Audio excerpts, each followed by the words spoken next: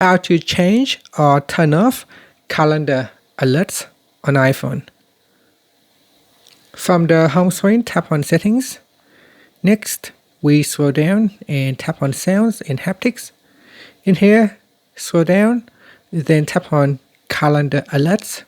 Now, if you want to turn it off, simply select None from the list, so you will not receive calendar alert sound, but you will still receive calendar notifications.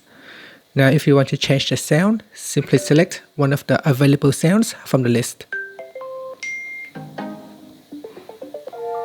Okay, so select one of the available sounds or simply select None. And if you want to download more tones, you can go to the tone store or you can download all your previous purchased tones.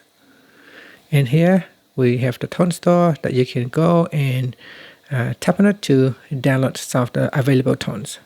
And that's it. Thank you for watching this video. If you find it helpful, please like and subscribe to my channel for more videos.